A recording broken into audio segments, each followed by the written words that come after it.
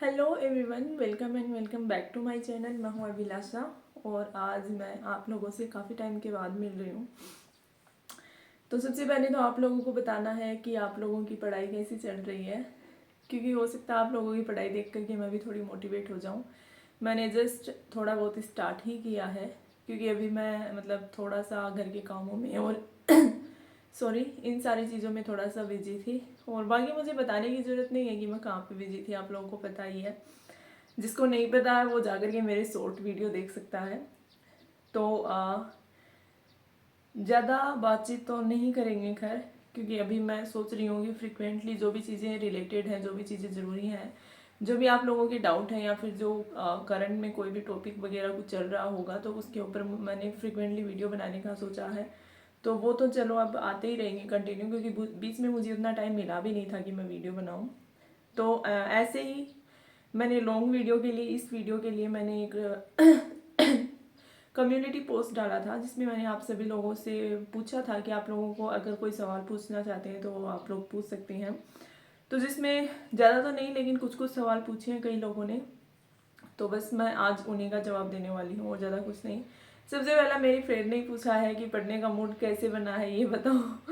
तो बनाना पड़ा अभी, क्योंकि अभी इतना टाइम है नहीं। कोई सा भी एग्ज़ाम देख लो, जैसे EMRS है, EMRS का पेपर आ जाएगा दिसंबर में, उसके बाद फर्स्ट ग्रेड के लिए भी उतना टाइम बचा नहीं है कि बर्बाद किया जाए, तो बनाना पड़ा। और अभी इतना खेती का काम था वो भी निपटा लिया है।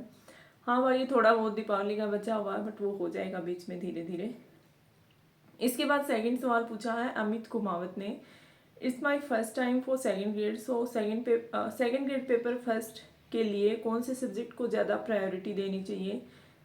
सेकंड ग्रेड पेपर फर्स्ट के लिए कौन से सब्जेक्ट को प्रायोरिटी देनी चाहिए। भाई जिसके ज़्यादा मार्क्स मिल रहे हैं उसी को प्रायोरिटी दोगे, जो कि लाजमी सी बात है। आप देख सकते हैं सेकंड ग्रेड का पेपर, मेरा तो खैर देखा हुआ नहीं है, लेकिन भाई जो पोर्शन में आपको ज़्यादा क्वेश्चन इस टॉपिक से रिलेटेड आते हैं तो जाहिर सी बात है उसी में आपको ज़्यादा ध्यान देना चाहिए। सभी सब्जेक्ट को मैनेज कैसे करें। 3 या 4 सब्जेक्ट का आपको टाइम टेबल बनाना है, 2-2 या 3-3 घंटे का। अभी तो खैर आप 2 घंटे पढ़ लेंगे तो भी काफ़ी है, या फिर आप एक पर्टिकुलर टॉपिक लेकर के पढ़ सकते हैं कि आज मुझे ये टॉपिक कंप्लीट करना है, तो उस हिसाब से 3 या 4 सब्जेक्ट को आप साथ में लेकर के मैनेज कर सकते हैं। क्या कुछ फिक्स टाइम है कि पेपर फर्स्ट को नॉर्मल तैयार करने में इतना टाइम तो लगेगा ही। फर्स्ट टाइम अगर आप कर रहे हो तो एवरेज आप 6 महीने लेकर के चल सकते हो, क्योंकि इतना तो बेसिक है, इतना टाइम तो लग ही जाएगा, क्योंकि बीच में कुछ टाइम बर्बाद भी हो जाएगा और ढंग से पढ़ोगे तो 6-7 महीने लग जाते हैं। प्लीज़ नेक्स्ट वीडियो में पॉइंट, हाँ आपके क्वेश्चन मैंने बता दिए हैं। बायोलॉजी के न्यू सिलेबस को कहाँ से कवर करें, इसके ऊपर मैं अलग से ढंग से देख करके भाई टॉपिक वाइज और फिर मैं अच्छा सा वीडियो बनाने का इसके ऊपर ट्राई करूँगी, बायोलॉजी का जो नया सिलेबस आया है उससे रिलेटेड। क्योंकि अभी मैंने खुद ने अभी देखा नहीं है कि कौन से टॉपिक कहाँ से पढ़ने पड़ेंगे। जब मैं फाइंड आउट कर लूँगी तो आप लोगों को भी श्योरली बताऊँगी। मैम मैं दानाराम चौधरी, नमस्कार, राम राम। मैम ये बताना कि पढ़ाई में कंटिन्यूटी कैसे बनाए रखें। मैं तो खुद ही कंटिन्यू नहीं हूँ पढ़ाई में, तो मैं कहाँ से बताऊँ। बट अभी अगर कंटिन्यूटी बना करके रखनी है तो सबसे पहले तो फ़ोन को दूर करना पड़ेगा, कि भाई फ़ोन को आप दूर रख दोगे तो आपके पास टाइम खूब सारा होता है लेकिन हमें पता नहीं चलता है। तो कंटिन्यूटी बनाने के लिए सबसे पहले तो जो चीज़ें डिस्ट्रैक्ट कर रही हैं उनसे आप दूर हो जाओ या उन्हें अपने आप से दूर कर दो। और उसके बाद डेली का टारगेट बना लो कि भाई थोड़ा पढ़ना है। कंटिन्यूटी बनाने के लिए इंपॉर्टेंट तो यही है कि भाई चलो मेरे से 5 घंटे नहीं पढ़ा जा रहा, 6 घंटे नहीं पढ़ा जा रहा, तो एटलीस्ट मैं 1 घंटा तो पढ़ लूँ, या फिर एटलीस्ट मैं ये एक टॉपिक ही कवर कर लूँ। थोड़ा पढ़ लो चाहे, लेकिन अगर आप चाहते हो मेरा कंटिन्यू चलता रहे तो थोड़ा पढ़ लो लेकिन डेली पढ़ो ज़रूर, बस यही है और तो क्या है। पेपर 1 के लिए हिस्ट्री के लिए कौन से रिसोर्सेज परफेक्ट हैं। पेपर 1 की हिस्ट्री के लिए आई थिंक अभी बुक्स वगैरह तो, क्योंकि थोड़ा सा 4-5 टॉपिक नए ऐड हो गए हैं हिस्ट्री वाले पोर्शन में, तो उसके लिए आई थिंक अभी न्यू बुक्स वगैरह आएंगी। तो बुक्स में देख करके बताएंगे कि भाई कौन सी बुक अच्छी आई है, या फिर आ भी गई होगी। अभी मैं मार्केट गई भी नहीं हूँ, मुझे बुक्स का कोई आइडिया नहीं है। तो मैं तो देखो नाथ की फॉलो करूँगी। और दूसरा एक गणपत सर के नोट्स हैं, क्योंकि मैंने वही 2 सोर्स आज तक फॉलो किए हैं और उसके ऊपर मुझे ट्रस्ट है। और अभी इतना टाइम है नहीं कि उधर उधर भागें चेक करें कि ये बुक अच्छी है वो बुक अच्छी है, नहीं। बुक आई थिंक उन बुक में आपको सारा मैटर मिल जाता है। तो इतनी भागम भाग करने की या फिर दूसरी बुक्स मतलब इतना ज़्यादा छानबीन करने की कोई ज़रूरत नहीं है, उसमें भी टाइम ही ख़राब होता है। और वही बात है 70 to 80% मैटर हर बुक में मिल ही जाता है, कईयों में कम मिलता है, लेकिन इन बुक में आपको उतना मैटर मिल जाता है, तो वो सही है। आप ये 2 सोर्स फॉलो कर सकते हैं। आप थर्ड ग्रेड की प्रिपरेशन नहीं करते क्या?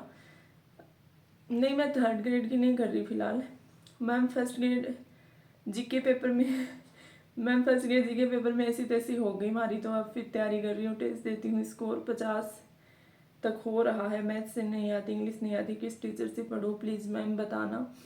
तो मैथ्स के लिए तो उस उत्कर्ष के ऊपर टीचर हैं, 1-2 अच्छे टीचर हैं, आप उनको फॉलो कर सकते हैं।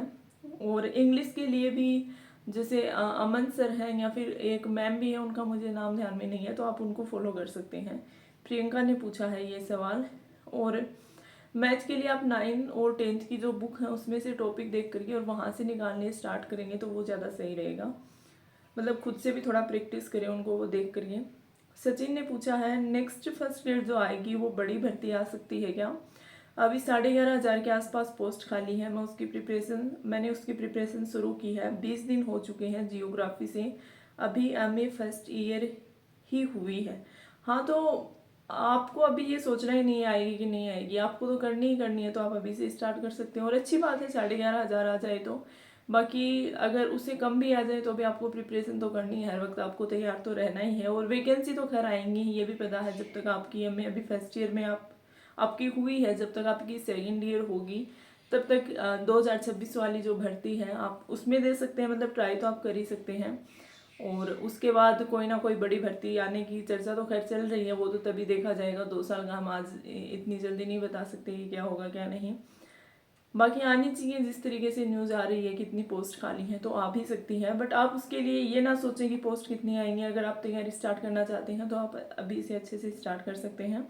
तो ये था आज का एक long video. Thank you so much, bye bye. और भी अगर आप कुछ पूछना चाहते हैं तो कमेंट कर देना। Bye bye.